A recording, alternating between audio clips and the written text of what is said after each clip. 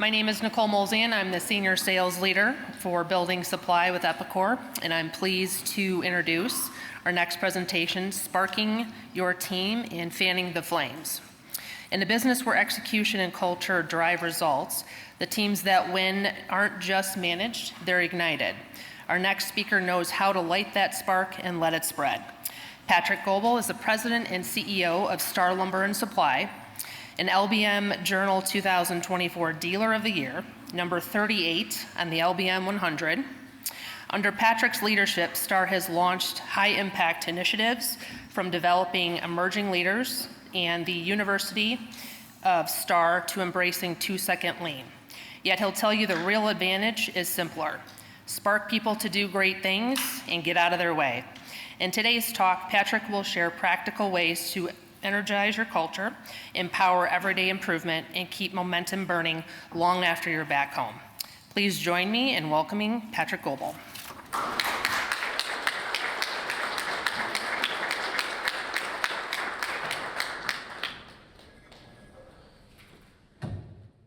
Get set up here. Thank you very much. Yes, I'm Patrick Goebel. I am not a podcaster, so the delivery might be a little bit different than that, but that was a wonderful presentation before here. I'm also getting old, so I'm gonna use my glasses a little bit so I can see. Yeah, I'm not a podcaster. You know, normally my comfort zone, just like you guys, is probably in front of your team and customers.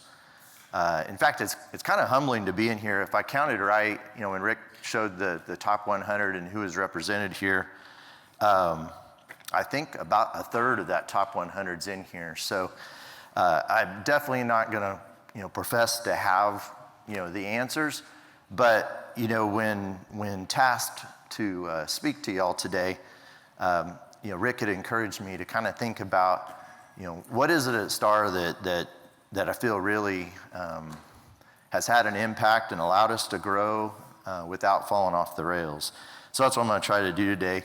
You know, Star's a 4th generation lumberyard. You know, we got about 475 employees in Kansas and Oklahoma. We've gone through some growth. Really, you know, I think we all felt the 2008 to 2011 time period, and then we were stagnant for a while, but then pre-pandemic, we had kind of started really growing, and then, as you guys all know, everybody took off during the pandemic, and so I spent some time kind of doing some soul searching and thinking about, you know, how did we do that? How did we do that successfully? And so when I came up with the title of today, I thought of, you know, sparking your team and fanning the flames. You know, I chose this because, you know, being from Kansas, I went to school up in Manhattan and drive through the Flint Hills, and I got to tell you, there's nothing more beautiful than a prairie fire at night. Just like there's nothing more beautiful than, you know, being a leader and seeing your team, you know, on fire and making things happen, and really that's what kind of charges me.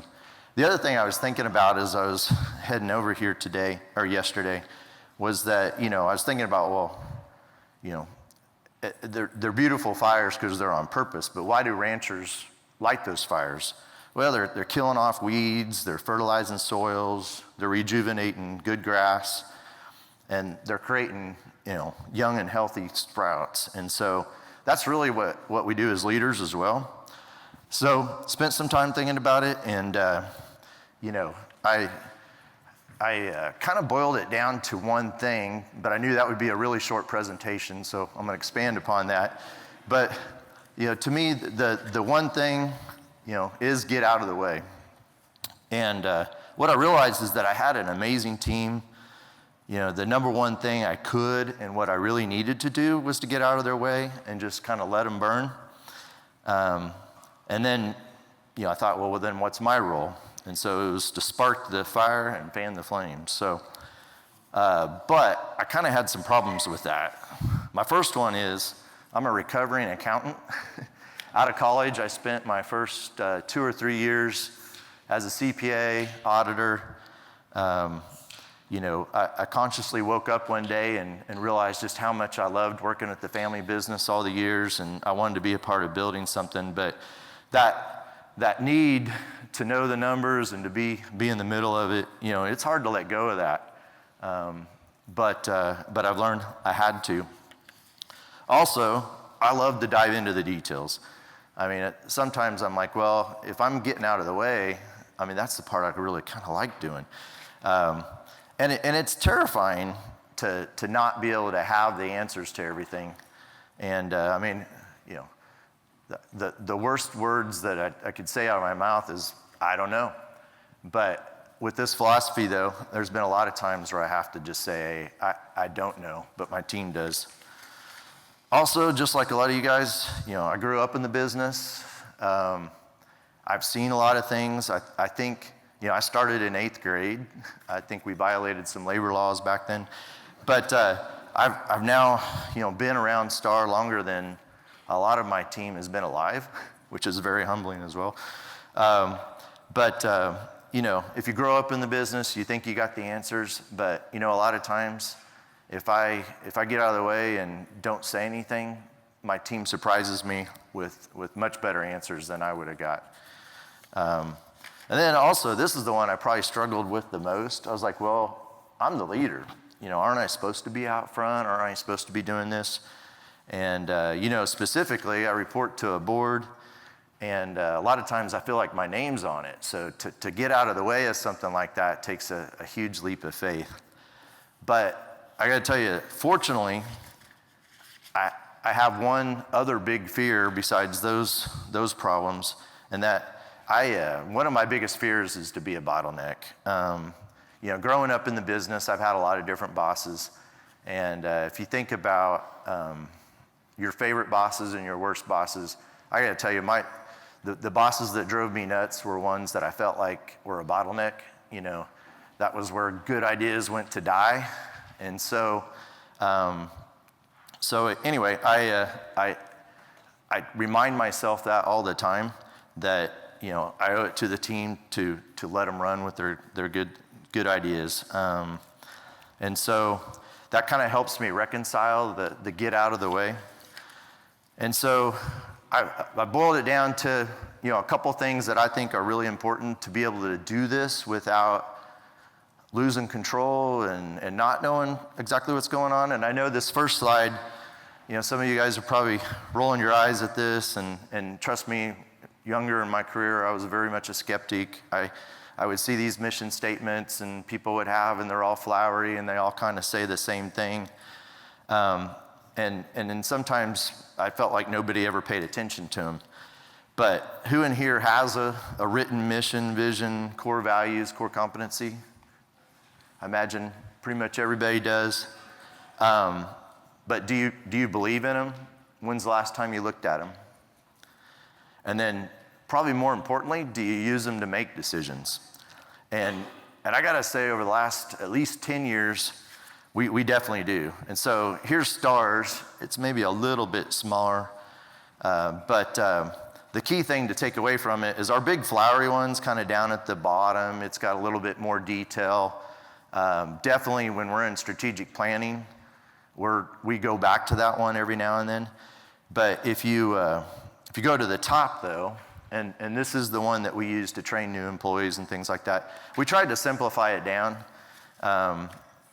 You know, and so we say our goal is to make our customers more successful by becoming the solution to their needs. And when we're training new employees, we focus on that solution piece. The building materials division actually boiled this down even further. They, for a while, just were training new people as just say yes, figure out a way to say yes. And so we use that a lot in there for planning, for training. The next thing is those core competencies, which I'm sure I stole that from somebody either in the room or other peers. But I think that's important because it's what we really get paid to do.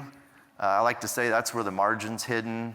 Another way of saying it's the value added. So for like us, you know, delivery services, installation, manufacturing, assembly, you know, warranty and customer service, you know, product selection and procurement and takeoff and design services, a lot of the things that Farnsworth just said, but we memorialize that here so that when we're bringing on new employees, they know that warranty is just as important as price. And in our business, it's a people business.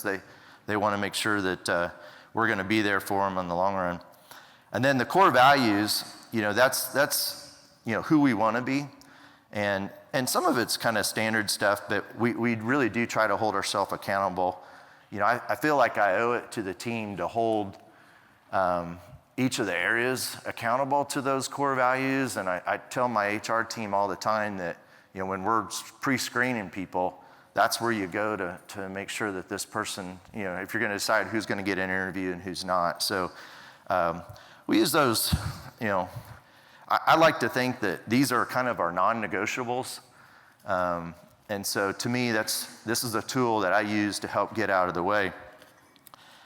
Make sure that we're on the same page. It's kind of funny because my team has learned when they're trying to convince me to go a different direction on something, they've learned to go back to this and point to our mission statement and say, well, we're right because of this part of the mission statement. And they know that's a good way to get me to lay down real quick on whatever they're wanting to do. I've had that thrown in my face a couple times. I'm like, oh, okay, you're right. So the next big deal, if you're going to get out of the way, is I needed a consistent, goal-setting process and accountability. So who in here has read this book, Traction? Yeah, about half the hands. One of our board members, Dennis Stein, is the first guy that handed me this, and I think that they were using it, and I read it, and I thought, that's kind of nice. Fast forward about 15 years, and we now have EOS in each of our divisions. Who's gone as far as they say they would have EOS teams and they follow the process on a regular basis? A little bit less. I would encourage you, I've done a lot of strategic planning over the years, and in the old days when you had to type it all out and stuff, you'd have a book this thick that nobody opened again, and by the end of the year, nothing got done. What I love about Traction is it's the opposite of that. Each division has their own EOS team. So we've got 4 divisions that I run, building material, truss, and then 2 flooring divisions. And they each have one. I insist that they use an outside facilitator. That's for, that's so that they stay accountable to the process, because it's easy to veer away from this process. But basically, they set long-term goal setting. In this process, they agree upon what their metrics are going to be. And then probably one of the most important thing is they boil these down into 90-day rocks. 90 days, because none of us can really think further than that time period when we're committing to doing stuff. And also, it forces people to put less things on their deal. How many times have you gone to a strategic planning and people put 25 things on there, and then at the end of the year, nothing gets done? Gino Wickman points out that if you really wanted to make sure that your stuff's going to get done, you just pick one item. Now, none of us could probably boil stuff down to one, so our happy spot's about 3 to 4, and the key thing is that no one person has too much. So the whole team, it allows the whole team to focus on a common vision, and it puts a prioritization on the real reality of time, because when you're committing to 90 days and then you're meeting weekly or bi-weekly and you have to be accountable to it, it gets really uncomfortable about a month into that when you have to start telling the rest of your team that you're off track. So everybody having a common goal and vision, prioritizing limits, and then to me, it's the whole cycle. A lot of my teams are now about 3 or 4 years into doing this, and it's just nice. They're like, hey, we got our quarterly coming up next week.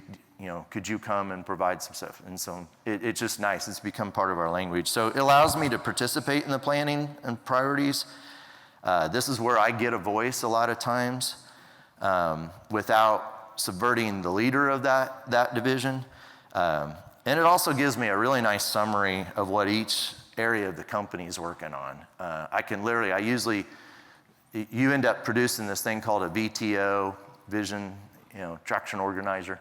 And I end up having those usually sitting on my desk somewhere so that I can easily grab it if somebody's asking me a question. So, part of my responsibility to my board is to make sure that I have a professionally managed team. And if I'm going to get out of the way, this is how I do it. So I love this whole process. The next one is we are obsessed with processes. Who's read this book? It's already been mentioned several times here.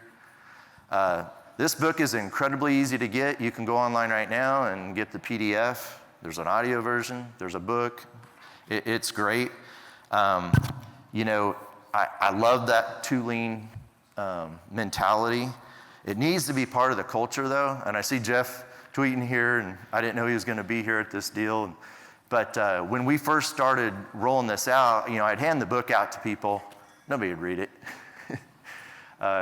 And so I was like, I need some help. And I'd met Jeff, and he came in and trained quite a few of our frontline operations guys on, you know, the best way to turn somebody off is to start talking Six Sigma language.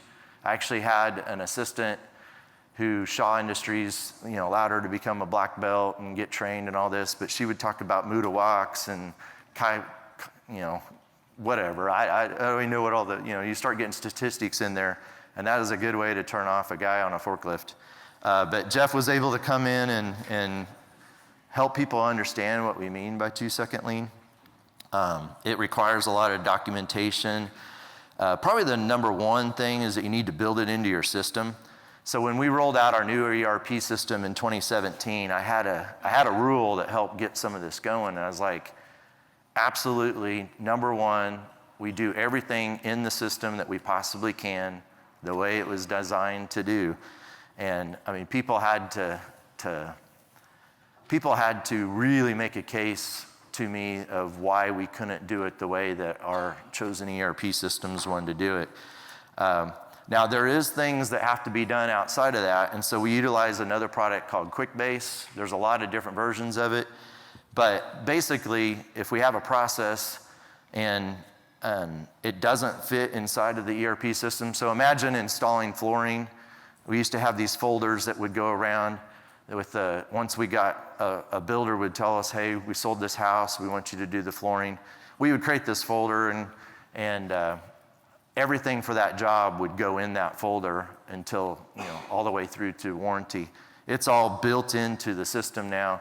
It integrates with our ERP systems and things like that. I'll give you a little example of that here in a minute. But then the other thing is, you know, just celebrating it and making lean be a part of the reward system. So I'm going to give you a little window into what we do. This is a real picture of a whiteboard at our truss plant. You know, I will say when we're doing more complicated projects and there's a lot of people involved, we do strongly believe in having an outside facilitator. We've used Scott Morrison over the years just because he's just got an unbelievably knack to do it. And actually sometimes having somebody outside your company do it is good because the thing about Scott is he insisted on talking to the frontline people first. He didn't want to hear what the managers thought was happening. And so he actually created this board after hours of spending time with some of our frontline truss guys. Now, the great thing about Scott is he went to work for a company for a while, and then, you know, thanks to Russ, are you in here? Nope, there he is. Thanks to Russ, he decided to get back into the consulting part of it and was able to work out a deal with Russ and do it. And so if you're a Do It member, this resource is available to you. But he did us a huge favor. In fact, they came and had dinner with us afterwards, and our first question was, well, how many days can we book of you before everybody knows about this? So he spent a lot of time at our truss plant this summer. But what this page represents is hours of work, and it resulted in some pretty dramatic change. And I know a lot of you have truss plants in here. We've probably visited a lot of them. We were able to incorporate all the good ideas we get from you guys into this and think through it. And just for a point of reference, I think it's the pink Post-it notes all represent, you know, things that need to be fixed. And so a lot of the time you're just sitting there spending time, you know, boiling down what it is to be fixed. So this is another example. So we decided in 2020, right before the pandemic, we decided to get into countertop fabrication. I got to tell you, it took us about 2 years to get into that.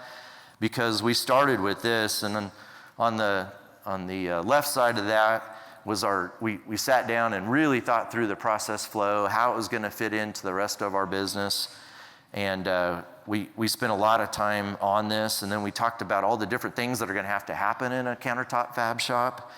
And so even before we picked the CNC machines, which that's the fun part, everybody likes to buy equipment, right? I mean, we got this new robo saw jet that moves around like a Detroit, robot, and I could sit there and watch that thing all day. In fact, I have a name for it.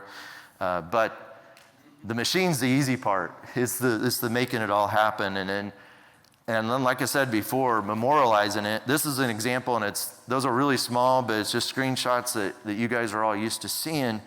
But my point is after you've done the work of the processes, you have to build it into either your ERP or the QuickBase, because you can have a beautiful thing on a whiteboard or a piece of paper, but you have to have a process that forces everybody into one way of doing things. So we use that QuickBase quite a bit. It's an open source deal, and it's, like I said, there's a couple other different ones. We've had some other peers in, and they were using other ones, and we were comparing notes there. So when I think about getting out of the way, knowing that I have a team dedicated to the process, gives me a lot of comfort, because I know that they're trying to do things right, efficiently. Everybody talks about like on time and in full. Well, this is how you do it. And we're able to deliver on the promises that I get in front of customers and talk about. In fact, it was kind of funny when we first rolled out the ERP system. My nature being an accountant, I wanted to roll out WMS right away. Where's the Millard guys? In fact, we went and visited, and they burst my bubble a little bit because they're like, "Oh, you do not want to do WMS on day one." And so it actually was probably 2 or 3 years. But it was because of the training with Jeff and some of the stuff with Scott. They came to me and they thought they were going to have to sell me on implementing WMS. And I'm like, well, you guys can stop right there. I've been wanting you to do it since the day we rolled this out. And because of that, we are 100% paperless at our main distribution yard. So that's a big piece of it. Another big piece of it is I added a safety and compliance director. I'm not really sure how I slept before this, but if you're going to go through some massive growth, there's a lot of opportunities to create dangerous situations and get out of compliance. We joined a captive, and so it became really apparent that we needed it, because we now own our insurance company. In fact, somehow I became president of the captive. My wife's like, "How does that stuff happen to you?" I'm like, "I don't know. It just comes along." But that's how passionate we've gotten about our captive, and having a safety director was an important part. And you guys, the DOT stuff, I mean, just think about all the different things, the driver files, when the state sheriff's patrol comes in and wants to do a DOT audit. I mean, you really want to have somebody like this there, and we've been able to pass those audits with flying colors. But you got all the OSHA stuff, the EPA. Just keeping track of the safety training when you get up to 475 employees is challenging, and they want to see your records if somebody walks in. We do a lot of commercial work, and GCs want a safety plan specific to job sites these days. And I even told him, I said, you've got 2 goals, and I'll know you've really arrived in your position when you get it. Number 1, I want you to give tours to the fire department, build a relationship. We take them goodies at holidays and stuff. But, if you have a fire alarm at a large lumber yard with $25, $30 million worth of lumber sitting there, you want the fire department to show up. There's been a couple times we had a truck start on fire one day, and one of my guys called me and said, "Pull up the cameras." I pulled them up, and there's like 8 fire trucks there. And I'm like, okay, we did our job. Those guys that we took the goodies to and gave the tours to showed up very quickly, and luckily nothing burnt down. But the other one was, I would love to get to a point where we're inviting OSHA in. We're not ready to do that yet. The relationships there aren't as well. But when I think about, though, getting out of the way, I've told Brian, my safety director, I said, you allow me to sleep at night, and I can get out of the way. And I've literally told the rest of my exec team that when Brian's out there, he represents me. So if and he's not a cop. I was fortunate I had a guy that had been at the company for 30 plus years that wanted to do this. And so it's an important part. Scorecards, I'm not going to spend a ton of time on this because you guys all have them. I think that I'm a data junkie, so our last ERP system, I could pull information out of it. And so the only thing I would remind everybody is they got to be meaningful and customized, timely. They got to be accurate. We utilize Smart Views to a large degree. We use Power BI to integrate other stuff in there. And then my favorite is I love the push emails. Now the trick is you don't want to spam your team's box, but the best way to keep something in front of somebody is to have an email pop up to them. So this is an important part of me getting out of the way, being a data junkie, is every morning I can do it. So when you look at what my role is, then I'm like, okay, I need to do what only I can do. So I report to the board. We're a large multi-generational family. That's extremely important because I want them to feel comfortable with what me and my team are doing. And so I do that. I establish and lead, professional management team, maintain the 3-year vision, approve the budgets, manage and monitor the culture. That's one that I think only I can do, taking a step back, and then, represent Star Lumber. So what do I do with all the extra time? I've got this. Who's familiar with Robin Sharman? He was the monk who sold his Ferrari guy. Nobody. Well, he's got a book called The 5 a.m. Club. I like to say I own my morning, which is a phrase out of his deal. So I have a morning routine that I'm absolutely dedicated to. I prioritize during that. I end it by sending my exec team an email with some thoughts about today, some of the things coming up, some encouragement, some attaboys and things like that. So I also spend a lot of one-on-one time with my direct team. I'm very committed to my one-on-ones. I'll reschedule them if stuff starts getting in the middle. And then, I take on special projects. We did that acquisition last year. Next week we're going to sit down and try to figure out the credit card policy. So if anybody here has all that figured out, I would love to know, because I used ChatGPT there, and it gave me about 15 pages of rules and regulations for Kansas and Oklahoma that I didn't even know about. And so we're going to sit down and try to sort that out for 2026. But that's a type of project that I might jump in the middle of, or we're in the process of buying a warehouse or getting a KDOT railroad grant. Also, what do I do with the extra time? A lot of listening time. Does anybody remember Stephen Covey? I still try to listen to this every year, and I use it to help remind me how important it is to listen to employees, interact with the customers, cheerlead, talk to my board members. The only thing I would caution, and when you're out there and about and you're the leader and you've got a leader in between you and them, I've been burnt before because they said, well, Patrick said to do this, and my leader will call me and say, hey, you got something to tell me? And so I always tell my team that information and feedback goes all direction, but direction just goes one direction. So that's my commitment to them. And then, what do I do with all the extra time? I think being at something like this, I spend a lot of time reading. I spend a lot of time on podcasts, but I'm trying to look around the corner, just like you are that are here, or you wouldn't be here. And so that's a big part of what I feel my role is, and getting out of the way, letting other people do that allows me the time to do that. I do end each week with an hour of prayer. I figure that's part of my role as a leader, is we got a lot to pray for. And I kind of start with a journaling. I'm thankful for what happened during the week that was great. I have another column, I just put a question mark on it. And my question for God is like, why did you throw these things at me? Help me understand what's going on there.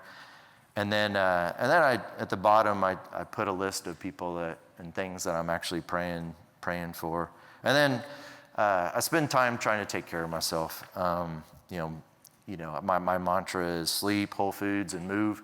I figure if I'm going to get out of the way, I'm going to be a cheerleader. That gives me the energy to go do that. So summary, you know, I've learned to grow. I have to get out of the way.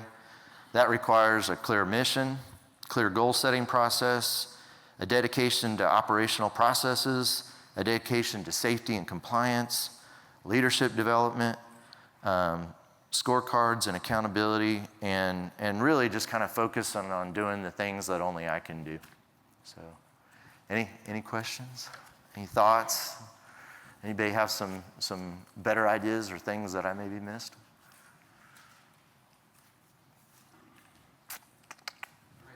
Cool, thanks.